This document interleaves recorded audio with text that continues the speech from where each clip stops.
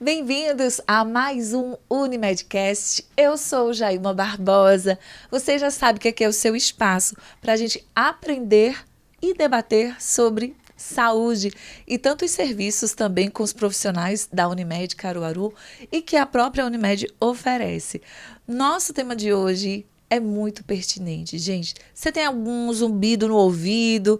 Você tem algum processamento difícil aí para ouvir algumas questões da vida? Onde é que isso é psicológico? Onde que isso, de fato, tem algum problema na sua saúde? Fica conosco que hoje o programa está imperdível. Estão sentindo falta de alguém aqui na bancada junto comigo? Dr. André Muniz, como um médico, teve as suas intercorrências para a nossa gravação de hoje, mas próximo programa a gente vai contar com a presença de Dr. André aqui conosco. E eu tenho dois convidados especiais para esse nosso momento de diálogo, de debate e de aprendizado. Estou recebendo aqui no nosso estúdio com muito carinho. Ela que é minha amiga, uma médica de excelência, muito renomada e requisitada na área da otorrinolaringologia. Doutora Ana Karine, bem-vinda. Obrigada, Jailma. Boa noite. Eu adoro falar o nome da profissão, viu? Porque é um trava-língua. É um trava-língua. E do bom, viu? Do bom. Do bom. Doutora Ana, além de otorrino, é mestre em ciências da saúde Isso, e muito mais. E muito mais. E também, junto com o doutor Ana, para debater o nosso tema, a gente está recebendo ele que é fonoaudiólogo, o Israel Holanda, que também é especialista em audiologia. Bem-vindo, Israel. Boa noite, Jailma. Muito obrigado. É um prazer imenso estar aqui para conversar um pouquinho sobre o ouvido com você. Gente, Tô vai muito ser um feliz. grande aprendizado, viu? Porque o ouvido é algo que a gente muitas vezes desprende naquela listinha de prioridades de saúde. A gente deixa lá para trás, né? A gente vai maltratando tanto nossa audição e às vezes a gente nem sabe que aquilo ali, repentinamente, a gente pode perder, né? O que são os cuidados básicos para a gente ter com essa saúde auditiva e o que seria uma saúde, né, auditiva, doutora? Eu considero a saúde auditiva quando a gente consegue desempenhar, ter toda a função do ouvido, né, da nossa orelha funcionando. A gente consegue escutar bem, consegue entender, né, que o escutar não necessariamente significa a compreensão, significa o entender. Então, a gente consegue entender, a gente não tem problemas do tipo de infecções, não tem malformação, enfim, a gente consegue usar o nosso órgão no pleno exercício dele, na plena função. Entender, comunicar, compreender. Em que momento em que essa preocupação com a audição chega até um profissional da fonoaudiologia? Nós estamos ali estudando, fazendo, na verdade, buscando as informações de como esse ouvido está funcionando para auxiliar nos diagnósticos, diagnósticos referente às alterações otorrinolaringológicas, né? Então, o que é que acontece? No ouvido, a gente precisa entender como é que está essa função. Então, nós temos desde o teste da orelhinha até o BERA, que é uma audiometria de tronco encefálico. Então, estou falando de um extremo ao outro, né? E partindo daí, como a doutora Ana falou, nós também precisamos entender como é que está o processamento dessa informação. A gente estuda a parte periférica, que é o órgão auditivo, e também estamos aí estudando a parte central, ou seja, quando esse ouvido ele faz aquela função de impulsos elétricos, ele transforma o som em impulsos elétricos e aí ele começa a decodificar até o córtex auditivo. Então, nós vamos estudar o ouvido, fazer o diagnóstico. Na verdade, nós vamos estar avaliando para fechar o diagnóstico junto com a otorrino, né?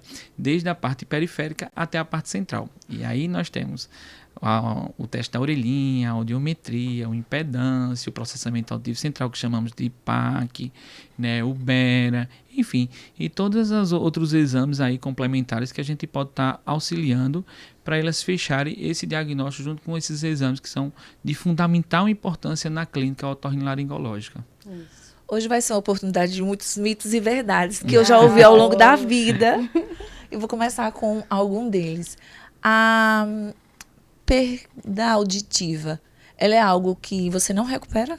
Por exemplo, você perdeu aquela audição, algum grau daquela audição, e não existe mais, ela não volta só com aparelhos, como é que é isso? Em parte mito e em parte Verdade. verdade. Que rufem os tambores. É o seguinte, a parte do mito é porque, assim, uma simples cera acumulada no ouvido, ela diminui a audição.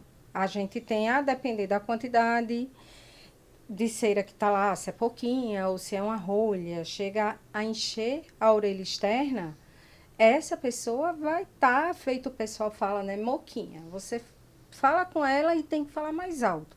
Então, removeu a cera, a audição volta ao normal. Então, nesse caso, tranquilo, não vai haver perda de audição.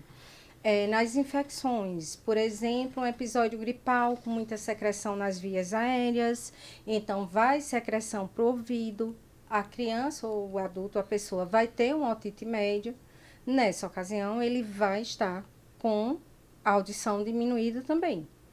Quando ficar bem da gripe, recupera, tá? Então, assim, nessas situações não vai ter uma perda definitiva da audição.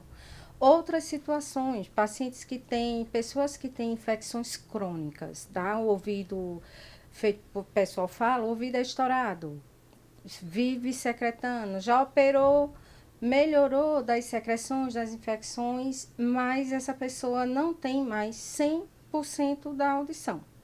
Então, essa pessoa, ela vai ter uma perda parcial, digamos assim, que aí tem de vários graus, mas digamos que ela tenha, sei lá, metade da audição prejudicada. Essa parte que foi prejudicada, ela não consegue recuperar naturalmente. Tipo, feito um cabelo que a gente corta e cresce. Ela não recupera naturalmente. Aí a gente já começa a abrir mão, a utilizar os aparelhos e outros dispositivos. Uma perda que a gente diz, perdeu e não recupera, tá? Até pouco tempo atrás, não é? Eram as perdas neurosensoriais, que são perdas que comprometem totalmente a cóclea, compromete as células da audição, a gente não consegue ter mais transmissão de sinal para a audição, tá? Antigamente, esses pacientes não tinham nenhum suporte, porque quando chega a esse nível de perda, os aparelhos auditivos, eles não conseguem mais suprir a necessidade daquela pessoa.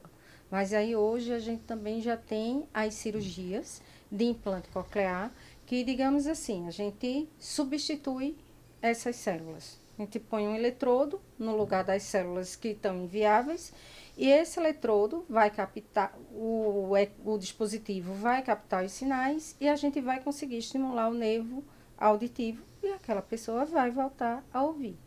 Então, assim, não sei se Israel concorda, mas eu acho que hoje em dia é uma outra situação que a gente não consegue mais reabilitar para voltar a ouvir. Eu acho muito importante. Veja como é lindo a conjuntura, a união de uma profissão com a outra, sabe? Então, assim, o que Ana falou com relação às perdas auditivas, neurosensorial, quando a gente seleciona e vamos adaptar um aparelho auditivo para aquela perda que automaticamente ela não tem o tratamento medicamentoso, como ela bem falou, que a gente necessita colocar um aparelho auditivo, a gente primeiro precisa estimular esse ouvido.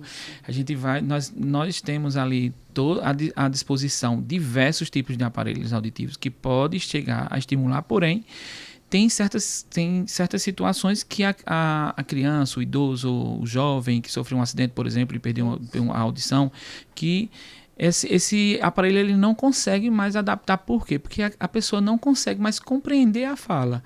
Então, assim, por um período curto, a gente pode até usar o aparelho auditivo, mas aí nós temos, inclusive, uma cirurgia excelente de implante coclear, né? Que aí é por isso que que eu faço parte dessa equipe, graças a Deus, porque assim, quando a gente percebe que o paciente já não está mais se adaptando àquele aparelho, a gente pode sentar com a família para que a gente mostre que tem uma outra alternativa. Então, a perda neurosensorial, ela também, se nós tivermos uma via auditiva tranquila, né, a gente tem como sim fazer a ativação dos eletrodos da prótese do implante coclear. Então, é muito importante entender que a perda auditiva neurosensorial de grau profundo, não há, eu tenho uma perda auditiva de grau leve, uma perda auditiva, porque nós temos diversos graus. Nós temos perda auditiva de grau leve, moderado, moderadamente severa e profunda. E tá? às vezes a gente também passa uma noite, por exemplo, de exposição a barulhos, e aí depois, eu tô moca, meu ouvido tá aí não tapado, vai para um implante, tá não sei o quê. né? Aí, né, vai para uma tudo avaliação. você tem que avaliar Exato. como é que foi. Exato. Isso. E, inclusive, nessas exposições que a gente tem, a gente vive aqui numa cidade muito festiva, Caruaru, capital do forró, tá chegando temporada, Os bacamarteiros. né, de bacamarteiros, temporadas de festas de São João, de muita música o tempo todo. E muita gente vai para os eventos e volta com zumbido, volta com os ouvidos, de certa maneira, prejudicados. Isso. Ali a gente se prejudica, né? Até que ponto? O que é que pode ter acontecido ali com o nosso ouvido? Olha, em essa época do ano é uma época que você pode sair de uma festa com um zumbido, que na realidade eu explico aos pacientes como se fosse uma proteção ali na hora que está no barulho. A musculatura da orelha média, todo o sistema de proteção do nosso ouvido, na hora que a gente está exposto a um som mais alto, ele trava, para diminuir a passagem do estímulo, diminuir a passagem do som. Ele se protege mesmo, tenta, né? Isso, para diminuir a quantidade, a intensidade sonora que está entrando ali. E quando a gente sai daquele ambiente, foi tanto estímulo que tudo começa a relaxar e chega o zumbido. Aí chega o barulhinho. Geralmente, 24, 48 horas, esse decorrente disso já cessou. Mas pode acontecer isso, que no meu ponto de vista é uma situação tranquila, que vai ceder, mas também pode evoluir com uma perda total da audição, uma perda neurosensorial. Por exemplo, se a pessoa está bem distraída, relaxada ao lado de uma caixa de som e ligam aquilo de vez. É o Uma famoso intensidade barulho do trio elétrico, Isso, né? pronto. Que dá até uma tontura, né? A gente fica... Não, Treme você... o céu e a terra. Desequilibra. Isso. Então, nessa hora, você tem um trauma acústico. Ah, Ali você... pode acontecer o trauma. Trauma acústico. Aquele barulho. Exato. Mata, digamos assim, as células da audição. Como é perigoso, né? E o engraçado Pois é é. que no São João nós temos dois caminhos ali. Tanto a exposição ao ruído, Isso. quanto... Aí nós temos dois... No consultório eu consigo perceber muita situação. Por exemplo, chegou Diana, uma paciente encaminhado do São João, com um zumbido. Mas aí no São João nós temos várias situações ali. Nós temos o barulho, nós temos o frio, nós Isso. temos as viroses. Então, nem tudo pode ser que seja Tem uma que perda auditiva identificar neurosensorial. mesmo. Pode ser que Isso. seja uma alteração de ouvido médio, como ela falou. Isso. E aí é importante sim fazer as Fazer a avaliações. avaliação. Tanto o otorrino Ainda quanto os tem exames, né? Os bacamarteiros, o Exato. pessoal fica todo em cima. Que eu morro de Não é? medo, viu? Eu também. E ali, um O tiro, um estampido, né, é barulho muito daquele, além de prejudicar a audição, ainda pode estourar o ouvido, que é romper a membrana timpânica, porque a pressão é muito, muito alta. E uma coisa interessante, que muitas vezes a gente fala de audição e a gente nunca lembra, que é tremor. Você ficar muito tempo em um local que treme, que fica assim, aí o estímulo auditivo aumenta mais. Porque além do estímulo que está vindo aéreo, ainda tem Via a via óssea. óssea. A gente sempre esquece da via óssea. Como esse corpo é uma máquina tão a gente interessante, sempre, né? agora recentemente, eu lembrei disso, porque agora recentemente eu li um trabalho que fizeram com aquele pessoal que trabalha em construção, com aquela furadeira. Sim, a britadeira, né? Isso. Aí pegaram os grupos, um que usava totalmente o EPI, tudo direitinho, e o outro um pessoal que já não usava. E o que que foi observado? Que quem já tinha perda porque não usava, tinha aquela perda. Mas eles não entendiam por que quem usava também tinha, não tão intenso como quem não usava. Sim. Mas tinha perda também. Aí foi onde Se percebeu que a causa era essa. Por vibração. Realmente Da tiveram a vibração. certeza, a vibração, que eles pegam aquilo e... E ali é um impacto muito grande, né? Para os estímulos de modo geral. E nessa linha de mitos e verdades, também tem algo que eu particularmente sempre fui muito curiosa e hoje chegou o meu dia de tirar essa dúvida aqui. Não mais só do Google, do Dr. Google, mas quando a gente fala da cera do ouvido, nossa, os otorrinos queridos, maravilhosos, dizem é uma proteção do ouvido. Mas a gente não quer, doutora, dar com cera no ouvido. Eu tenho um amigo que disse, eu jamais vou namorar, nem casar com otorrino laringologista. Esse povo que não limpa sujo. o ouvido. Então, qual seria a solução? Por que isso acontece? Como é que a gente limpa esse ouvido, então, Olha, doutora? o ouvido a gente limpa do lado de fora. Deixa eu fazer aqui bem bonitinho para aprender. Vai tomar o banhozinho, pega 2 dedinhos, saboa, vem aqui, ó, aqui nas dobrinhas, aqui atrás, aqui, depois enxágua. Se entrar um pouquinho de água, pega aqui levemente, sobe e puxa, vira assim, enxuga. Não adianta fazer assim, vai prejudicar. Pegar, levantar, retrai um pouquinho, puxa, escorre. Pega a sua toalha, Jailma, e vai lá e, ó, seca Enxuga por bonitinho. fora. E pronto. Por que criaram, então, os cotonetes? Os cotonetes pra Sim, gente as hastes fazer flexíveis. maquiagem. Pra limpar o umbigo de bebê. A senhora tem certeza que não foi para limpar o ouvido? Absoluta.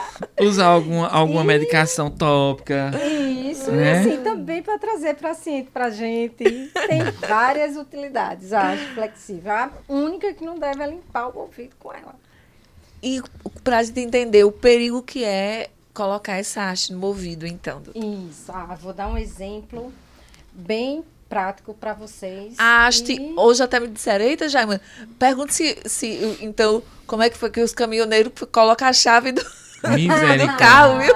Chave, tampa de bico. Chave, tampa de bico. Assim, né? Aí dá uma coceirinha bem gostosa. Aí. Um abraço para os caminhoneiros Aí também, gente. É coloca. só uma brincadeira que fizeram, que é filho de caminhoneiro, viu? Mas o engraçado... Desculpa, Ana. Não fala. O engraçado é que quando você fala em chave, em tampa de caneta, além de você estar empurrando a cera para um local que ela não consegue voltar, que ela não consegue escorrer, você vai estar levando possivelmente fungo ali.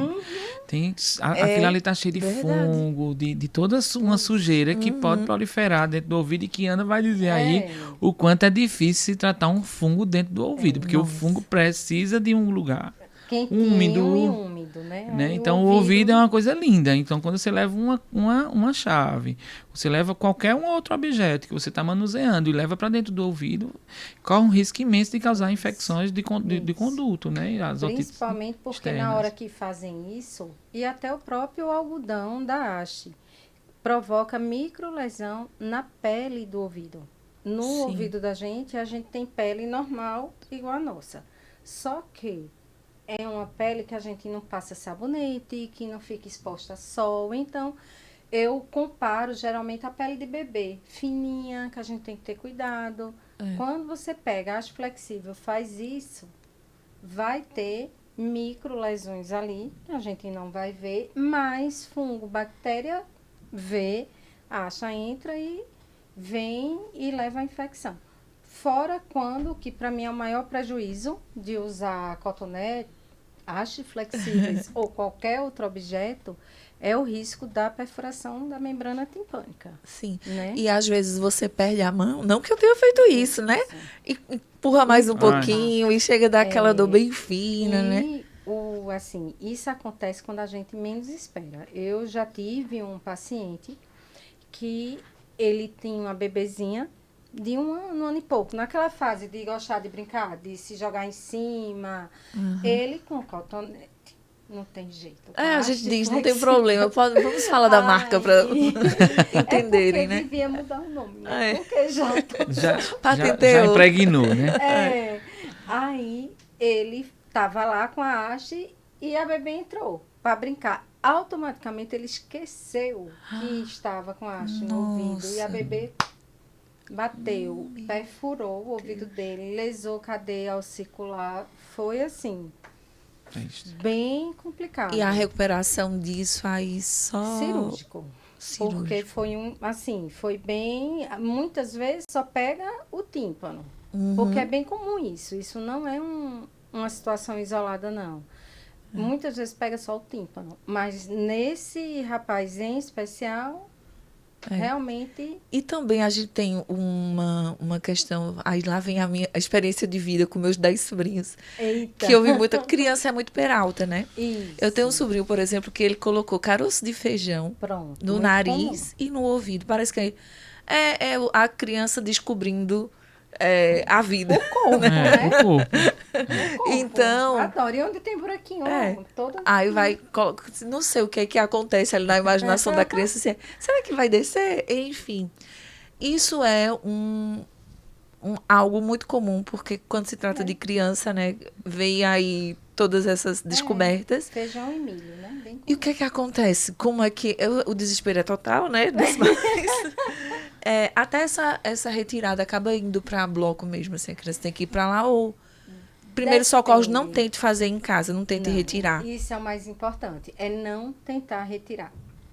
Principalmente se for o grão, né? Feijão, milho. O risco é de empurrar mais, né? Não é nem no ouvido, eu costumo dizer que é menos perigoso que no nariz.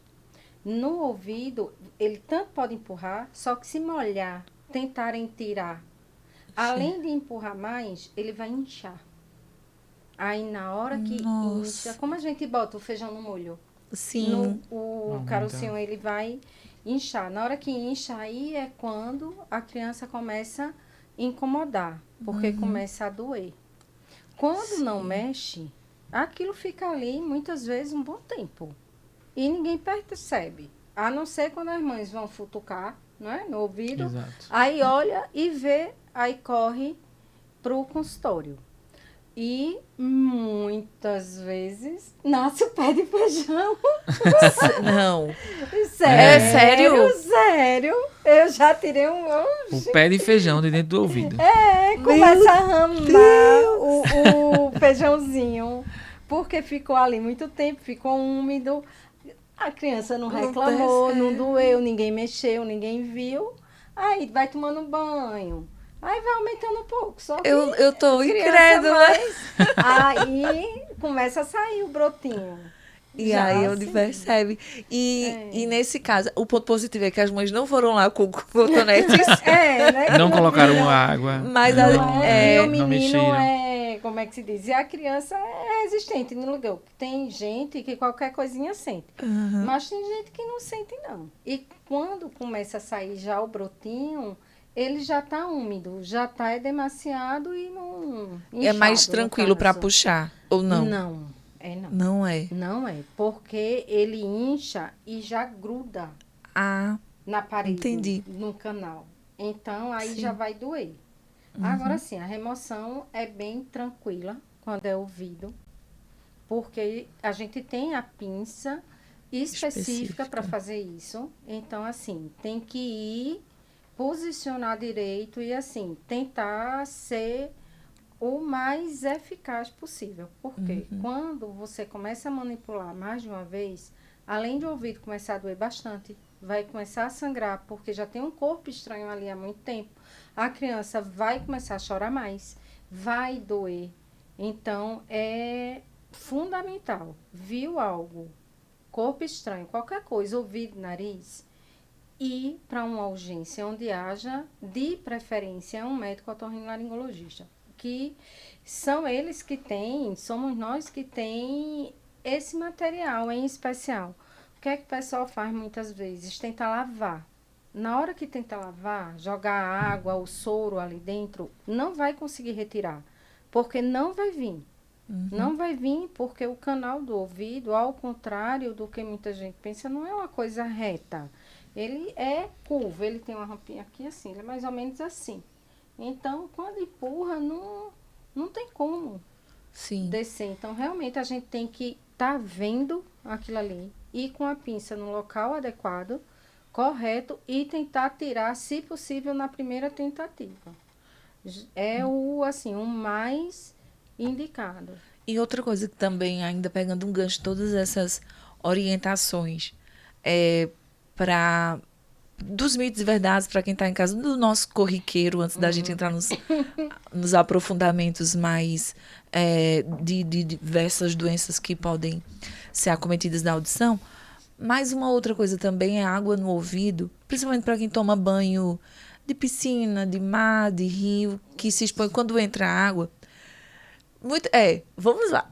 Colocando água, água quente, fazendo assim, batendo. Bate. Vai sair Não dor de repita, cabeça, né? Jailma, o que é que se faz? Eu tô dizendo que o senso comum faz, que eu boto o X assim, não é pra fazer. Queridos, o que fazemos? Água no ouvido. Olha, quer responder? Pode responder.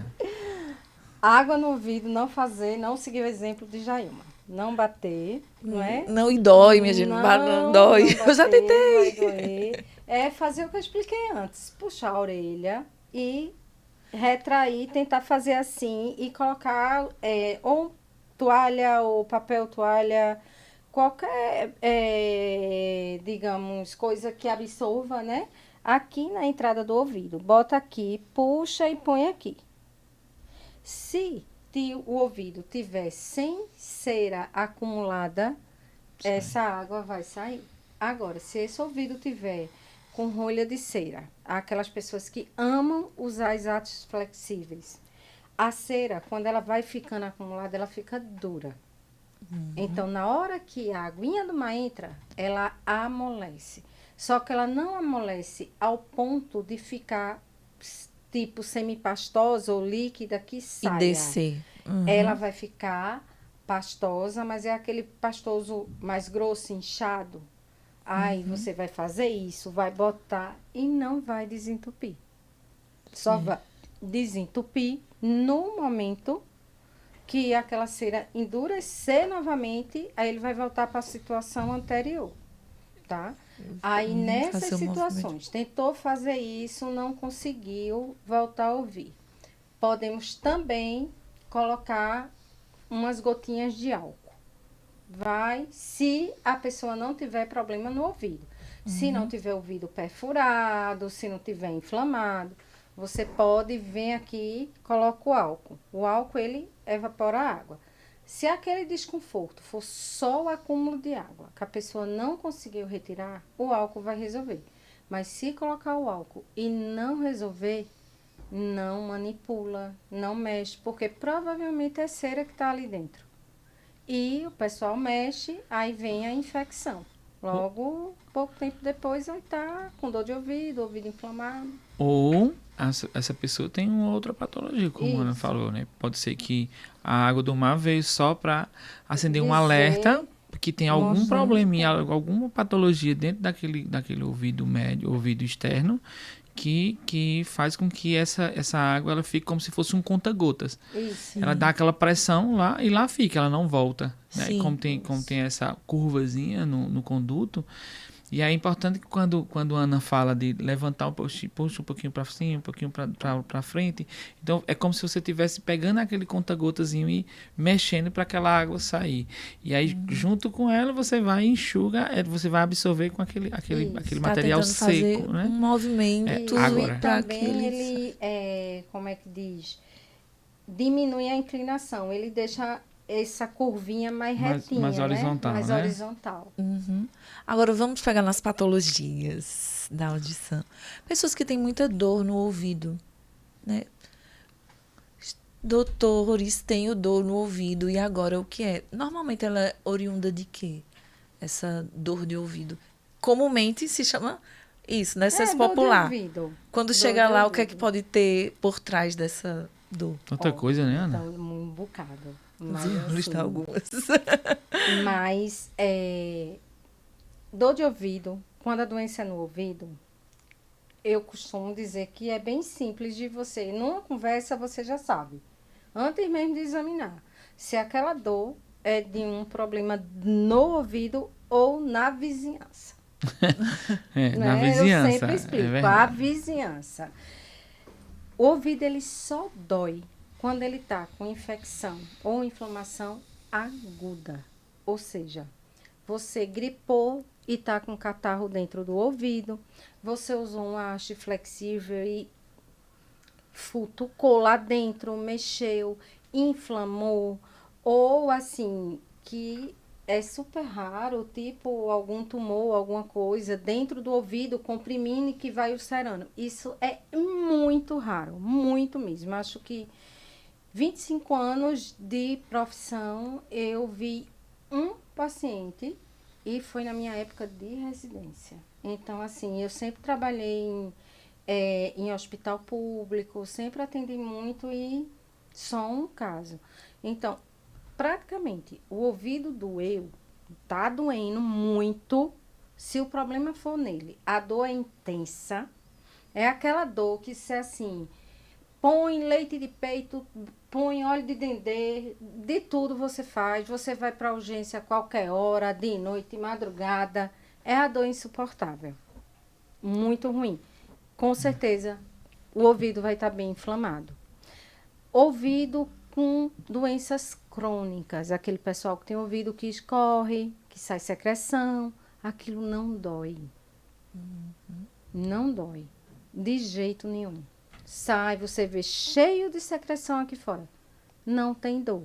Ele só vai doer se agudizar, ou seja, chegar ali uma bactéria, um vírus e fizer uma inflamação naquele momento. Quando chega alguém e fala, ai, meu ouvido está doendo. Aí melhora, no outro dia dor de novo. Aquela dor que vai e volta, vai e volta, vai e volta. Geralmente é problema na vizinhança do ouvido. Articulação, têmpano mandibular, essa regiãozinha aqui, vai mastigar. Isso aqui, ele fica vizinho ao ouvido, bem pertinho. Ele pega, vamos imaginar aqui, a gente tem a orelha externa e a orelha média.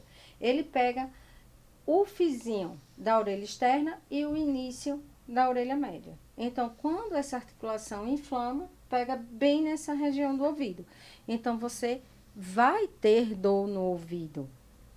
Sente e jura de pé junto que é o ouvido que está doendo. Porque a dor está lá. Mas, na realidade, a causa da dor é outra. Problemas de mastigação, problema de musculatura, que aí meu amigo Israel bem sabe, que tem que trabalhar a musculatura de face, de tudo. Algum, por exemplo, gengiva inflamada, problemas dentários. Tudo. Às vezes essas dores estão para o que a gente diz, tô com dor de cabeça, e às vezes é dor na visão. Exatamente. Né? Então, como é importante a gente ter orientações assim para tentar identificar, né? Essa região ela é super vascularizada e tem vários nervos ali que passam. Então ela pode migrar, né? Ela tem, por exemplo, uma dor na ATM, uma disfunção temporomandibular, que é esse ossinho que junta aqui a nossa mandíbula com a caixa do crânio. Então, quando ela faz aquela movimentaçãozinha ali, que tem alguma coisa alterada, aquele nervo começa digamos que ele está inflamado, enfim, ele começa a sofrer uma pressão. Então, possivelmente ele pode levar uma dor como se fosse uma dor de ouvido e que de fato é uma disfunção temporomandibular, uma alteração nessa articulação, entendeu? Então assim, como são dois vizinhos ali, um próximo do outro, e a inervação passa bem próximozinho um do outro, então aí você sente. Você pode ser que esteja ramificando essa dor para uma região que não é ela, né? E aí sucessivamente. Eu já tive uma paciente, uma criança que chegou para mim com uma dor de ouvido que ninguém estava conseguindo resolver. Uma situação bem simples que passou batido por onde ela andou. Examinei o ouvido, tudo direitinho. Quando eu fui examinar a cavidade oral, né, examinar a boca, ela estava com um dentinho lá atrás, todo cariado, a gengiva extremamente inflamada, já com granuloma, que é um tecido de inflamação já mais importante. Era daí a dor. Ninguém lembrou de olhar a boca da de criança. olhar a boca. As demais análises que pode ser feita em casa, né? Que deve ser essa observação de modo geral. É isso que Agora, eu falo tem muitos no protocolo. exames que vamos dar o protocolo. Israel, tem muitos exames que Israel tá lá, especialista. Então, quando nessa situação específica, nós temos exames com relação à parte auditiva. Tá? Então, para ajudar a entender de onde é que está vindo a dor, a gente pode fazer o impedância, o imitância, para a gente ver como é que está o ouvido médio, né? Então, a gente vai dar ali o suporte para que eles identifiquem se existe alguma secreção, se tem algum comprometimento do ouvido médio, ou se não é alteração do ouvido médio, aí porque pode ser que faça uma avaliação a olho nu e não consiga identificar o problema. Por exemplo, a Ana falou agora de uma infecção em um dente. Mas pode ser que não esteja ali a infecção no dente, mas aí tá a dúvida, é a ATM ou é o ouvido médio? Mas aí a otorrino fez a otoscopia e não visualizou muita coisa, então ela vai ficar em dúvida. Então vamos lá, ela vai solicitar a audiometria, o impedância, e aí a gente, através do impedância, a gente consegue visualizar a movimentação dessa membrana timpânica, como é que está a cadeia ossicular, enfim, a gente consegue estudar o ouvido médio e aí, a partir daí, nós vamos começar a dar um suporte para que ela entenda por onde é que vamos começar, né? Então, pode ser que seja uma otite serosa, pode ser que seja... Principalmente isso, assim, é comum depois de quadro gripal, que você trata, ou até de uma otite média mesmo, aguda, que você tratou. E no acompanhamento, a criança, 15 dias, 20 dias depois, a gente faz a otoscopia e vê que o ouvido já está bem recuperado, mas que ainda tem uma transparência diminuída, uma orelha média que não está tão bonita quanto normal. Muita gente não sente nada, mas algumas pessoas sentem. Aí nesse momento é onde a gente já recorre à impedância, né, principalmente no que se refere, principalmente no que se refere à criança, que também não sabe identificar especificamente onde está a dor, né? E às vezes fica com medinho. Já é difícil, né? Imagine uma criança, né? Agora é importante, né, a gente chamar a atenção que assim, esse exame a gente não faz em crise. Tipo, tô morrendo de dor de ouvido, vou fazer o exame. Não faz. É capaz do paciente dar um grito lá na hora e pegar o fono que fez o exame. É porque tem uma pressão, a gente na impedância dá uma pressão. A gente faz a movimentação dessa membrana. Imagina uma paciente ali com dor nesse ouvido, ser submetida, né? Então vai ser submetida a mais uma dor, né? Não que o impedância na hora do exame que não dói. Você sente como se estivesse mexendo a membrana timpânica. Só que aquela se pressão. você já está com dor, Todo então vai... Inclusive, nós não conseguimos. A gente não dá para fazer. Vai lá, a gente vê. O ideal, então, é termos exames de nos preocuparmos que com a nossa fazer. saúde auditiva. Exato. Isso. Podemos fazer uma audiometria. Se uma audiometria sem impedância, por exemplo, o ouvido está perfurado, então nós vamos fazer uma audiometria e a gente consegue identificar alguma alteração ali de condução. Enfim, a gente tem alguns exames que conseguem auxiliar essas patologias. Esse fluxo, eu não sei qual foi o protocolo que vocês conversaram ontem, né? Mas esse fluxo é bem interessante, porque chega o paciente, geralmente chega primeiro para mim.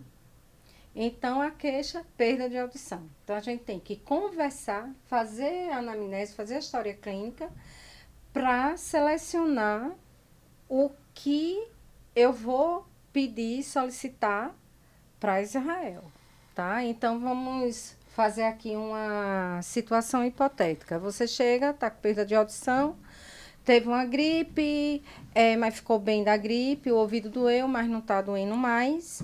Mas a dor foi tão grande que você está notando que você não está ouvindo bem. Ficou assustado. Geralmente, quando a gente tem uma situação assim, a gente começa a prestar mais atenção na audição da gente. Não é? Quando é no ouvido, no nariz, onde for. Então, eu examino tudo normal, tudo perfeito. Você tem certeza que antes dessa gripe você não tinha nenhum problema? Não, doutora, eu escutava super bem. Aí a gente vai, manda pro colega. Quando vai lá fazer a audiometria, que é o padrão ouro, para a gente ter um diagnóstico rápido, preciso. Muitas vezes a pessoa tem perda de audição unilateral, que é o mais comum. Nunca percebeu, porque o outro ouvido supria a necessidade dela. E como passou por aquele processo, começou a chamar a atenção dela e a gente termina que chega ao diagnóstico. E muitas outras situações. Pessoas, por exemplo, que escutam mal, de acordo com elas, escuta, não entende. A amiga, né, aqui, vai fazer o exame, às vezes não entendo muito normal, né? Às vezes não entendo muito bem, não, doutora.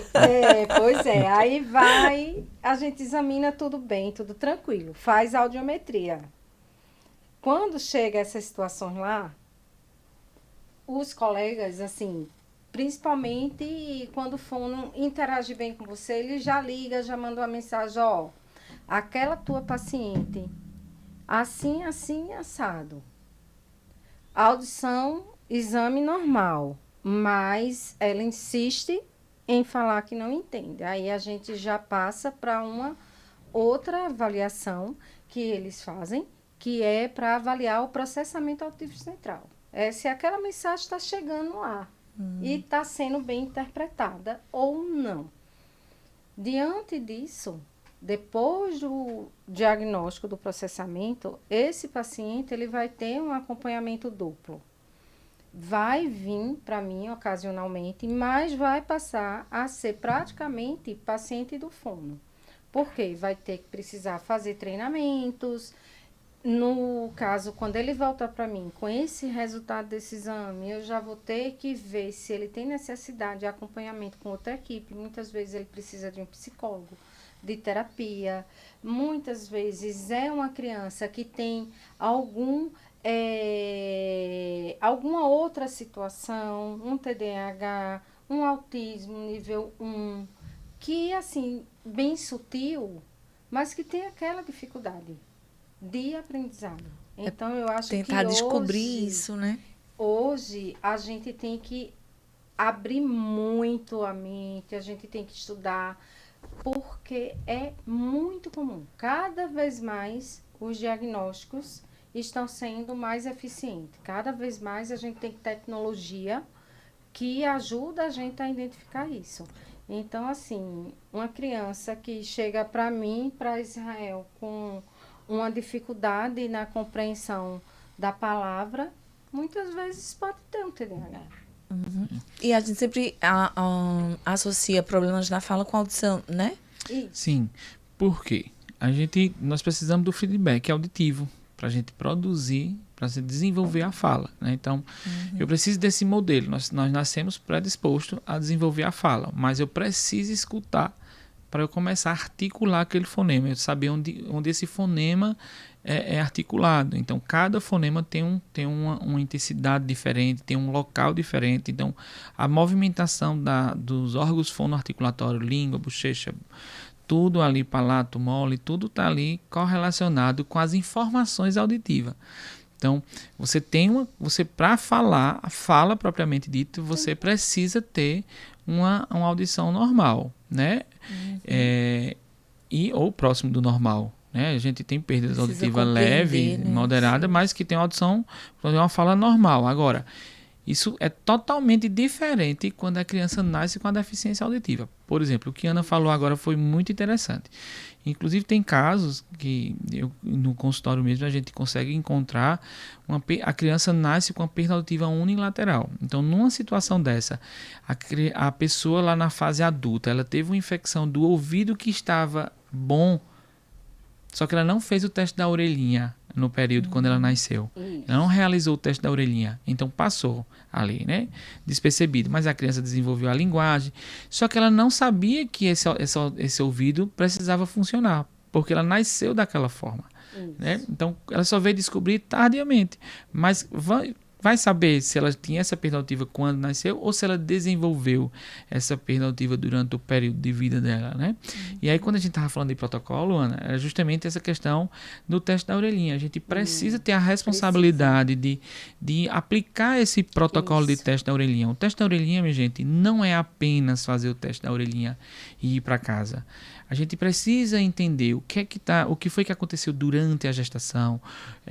Tem alguns indicadores de risco para desencadear essa deficiência auditiva posterior a esse teste da orelhinha. Então, saiu da maternidade, fez o teste da orelhinha, passou, ótimo, vai para casa. Não é assim.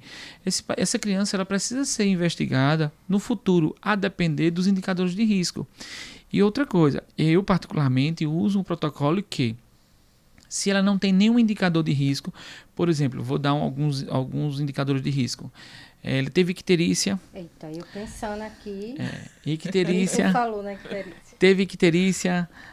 O que seria icterícia? A criança nasceu amarelinha, precisou fazer fototerapia, permaneceu por um longo período na UTI, nasceu prematuro ou baixo peso, a rubéola, enfim, HIV, sífilis. Então, assim, a sífilis a gente já pensa em ototoxicidade, porque pode ser que tenha feito algum tipo de medicação durante a gestação, né, que geralmente é ampicilina, né, bezetacil. Isso é uma medicação ototóxica para a criança, para a audição, perdão, né? Então, o que acontece? Se a criança nasce, faz o teste da orelhinha hoje, mas ela tem 3 indicadores ou até um indicador, eu já fico com o pé atrás. Eu só diminuo meu protocolo. mas o que eu faço? Teste da orelhinha, passou. 3 meses, volta para repetir. 6 meses, volta para repetir. Com 6 meses, aí depois com mais 6 meses, com 1 ano, volta, a gente repete. Tá normal? Tá, doutor? Tô cansado de vir fazer o teste da orelha. Não tá normal? Tá, não. Depois de 1 ano, nós vamos repetir com 2 anos. Com 3 anos nós repetimos. E com 5 anos eu ainda faço a audiometria, que aí é o padrão ouro. Assim, isso é para indicadores de risco. Quando não tem nenhum indicador de risco, eu ainda oriento a mãe, olha, tá de alta auditiva, mas qualquer coisa, qualquer infecção recorrente do ouvido, alterações respiratórias que você passar no otorrino, caso não seja solicitado, nem todo otorrino solicita, infelizmente, né? Mas aí, caso não tenha, a pediatra às vezes se amarra para não solicitar. Então, assim, enfim, ou passa despercebido. Se não solicitar novamente uma avaliação auditiva, então obrigatoriamente com 3 anos retorna para a gente fazer um exame novamente. Então, esse é um protocolo de segurança, porque a audição, a gente pode perder a audição agora. Né? Isso que ele disse é assustador. Pegando o gancho da icterícia, a importância de seguir esse protocolo. A neuropatia, né, auditiva. Neuropatia auditiva. Exemplo disso. Tu estava falando na icterícia, eu aqui pensando. Como é importante? Porque teve icterícia, recuperou, tá bem, não é? Fez o teste da Exato. orelhinha, passou. Mas a icterícia também é das causas, né, aventadas para uma alteração na transmissão do som, que é a neuropatia auditiva. Ela não é uma perda de audição, mas, digamos assim, é uma audição transmitida De de forma forma distorcida. distorcida, de forma não adequada, tá? Então, isso tem que ser o quanto mais cedo conseguir se identificar, melhor vai ser o acompanhamento e vai aumentar a chance dessa criança não perder, aí virar realmente um transtorno importante, podendo chegar até a precisar de um implante coclear para poder compreender melhor o som. Então, assim, é muito importante. Essa Que atenção também, primária. falando no implante, tudo vai depender também da via auditiva. Exatamente, ainda tem isso. E tem, assim, situações, no caso da neuropatia, que eu acho, assim, que é difícil de tratar. Para mim, é um Muito. dos transtornos da audição, não é, mais Muito. complicados. Porque, por exemplo, tua via auditiva, ela tá lá, toda direitinha. Mas, na hora do som se propagar, do estímulo da audição propagar, ele não vai propagar corretamente. Vai ter Exato. momentos que ele vai direito, vai ter momentos que ele não vai.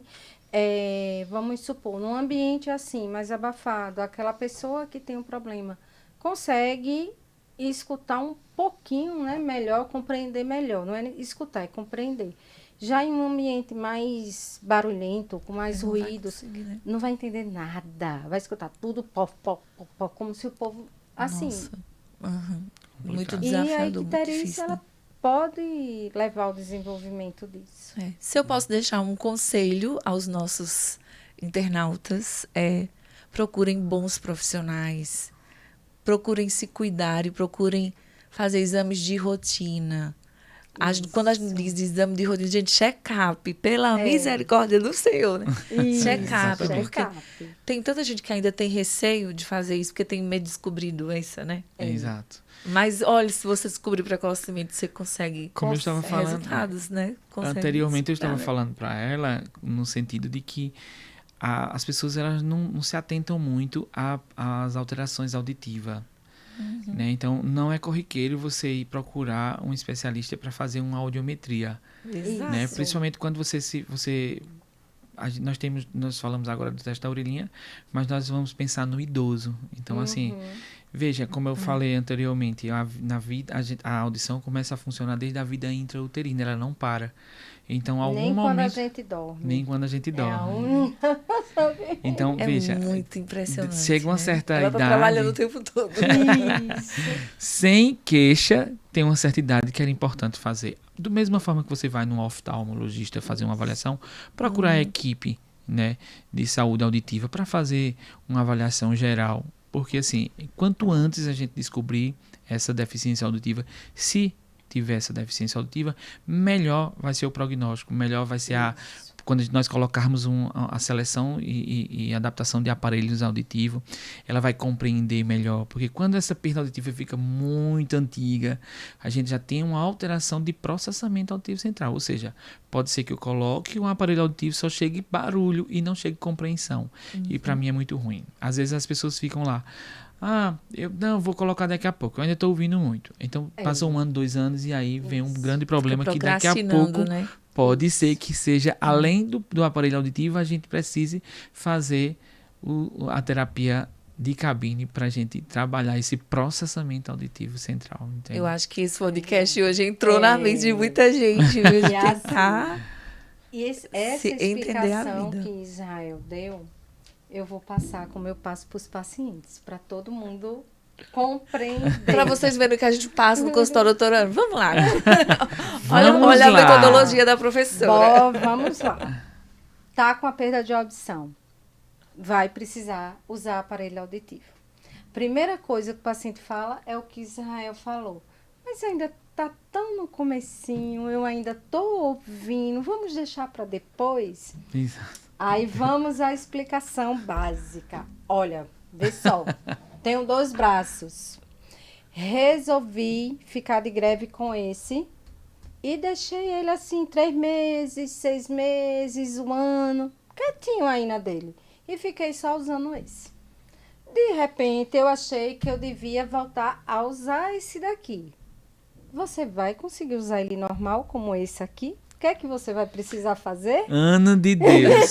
A minha explicação, ela é bem mais cruel, mas é parecida. Não, mas a pessoa tem que pegar leve e fazer entender a importância. Vai ter que não usar uma fisioterapia ainda para poder começar a Aí eu voltar digo, aos olha, movimentos. você vai ter que fazer físio. Quanto tempo será essa fisioterapia?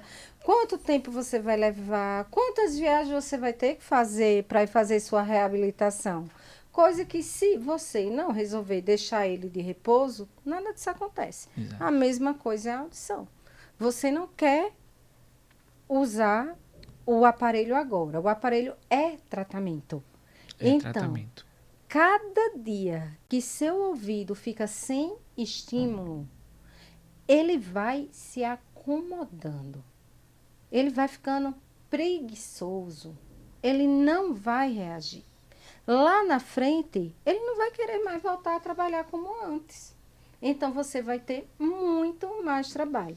Sem falar que ainda corre o risco de desenvolver, se tiver a tendência genética e outros fatores, demência, né? E Exatamente. outras situações complicadas lá na frente. A gente Justo. ficaria mais 2 horas conversando aqui. Jair. Tem muito assunto mesmo, né? Quando a gente fala de saúde auditiva, eu disse a vocês, tá vendo? Mas acho que a gente deu para iniciar, né? Fazer uma introdução sobre a saúde auditiva. Eu espero que a gente se encontre em outros momentos para a gente continuar mais a falar sobre o tema. Eu sei que durante todo o ano existem diversas oportunidades da gente trazer esses esclarecimentos para a população, mas fica a dica de seus exames de rotina, de você procurar os profissionais, procurar o fono, procurar o otorrino, para que você tenha qualidade de vida. Né? Ter uma Exato. vida com qualidade é bom demais. É né? É muito bom. Eu quero agradecer, Israel, pela sua presença, por estar aqui conosco, convidado super especial da equipe de doutora Ana. Obrigado você, Jair, por dar essa oportunidade para a gente falar um pouquinho do que é a audição, que é um bem tão importante, né, para o ser humano. Eu acho que eu costumo falar que a audição é um dos sentidos mais importantes. Não é porque eu trabalho com ela, mas se você deixa de ouvir, você deixa de viver. É Né? verdade. Então, é muito importante. Me coloco à disposição para todas as vezes que você precisar para falar de qualquer um exame relacionado à função auditiva. Estou aqui à disposição de vocês. Foi uma alegria Muito bem. conhecê-lo e saber né, Oh. dessa infinidade de exames que é possível de fazer Sim. para a gente procurar a melhoria de vida. Muito Não, obrigada Por mesmo. nada. Obrigado você. E nossa querida mestre, doutora Ana Carinho, que se escreve com um monte de N. Culpa da mamãe. Da mamãe. Não- Vamos ter que soletrar para encontrarem a senhora, o que é Pois difícil, viu? difícil. A-N-N-A-K-A-N-E. Ah, meu Deus. R-I-N-E. É muito N, viu? É muito Eu N, digo, 4 "Mãe, N's eu nesse faço, nome. Mãe, como é que a senhora fez isso comigo? Olha, ainda bem que quando eu era mais jovem, não existia bullying, né? Porque senão a senhora tinha tido muito trabalho com tanto N. Acho que hoje deixou para ficar, assim, ficou muito claro porque que a gente é tão apaixonada assim, por doutora Ana, pelo talento, trabalho, simpatia. Jair, E por ser essa mãezona, né? No consultório, quando vai, o paciente recebe, tem vai que para acolher. encontrar uma médica e encontra uma mãe, né? Muito obrigada, Mas doutora, eu por que sua presença agradeço aqui. pelo convite, pela amiga, pela paciente, pelo amigo querido, companheiro de trabalho. E assim, é sempre muito bom a gente poder trazer conhecimento, né? Dar para pessoas aquilo que a gente conseguiu ter, esclarecer, para todos termos uma vida mais saudável, com mais saúde. E a senhora também representa assim, essa grande gama de médicos cooperados que a Unimed tem, que tem a honra de ter no seu escopo, oferecendo Isso. serviço, talento, qualidade Oh, para os coisa pacientes boa. nos seus atendimentos também. Muito obrigada, doutora. Oh, eu que agradeço. Então, gente, ficando por aqui com o nosso episódio de hoje. Mas você já sabe que pode maratonar nos nossos episódios do Unimedcast. Acesse o nosso canal no YouTube. Compartilha também, né? Sempre é bom a gente compartilhar conhecimentos. E alguém que você já sabe que tinha alguma dúvida sobre a saúde auditiva, é hora de você encaminhar esse vídeo e não colocar água no ouvido, não usar hastes flexíveis e tantas outras dicas incríveis que a gente recebeu aqui direto da fonte. Então a gente se encontra no próximo episódio.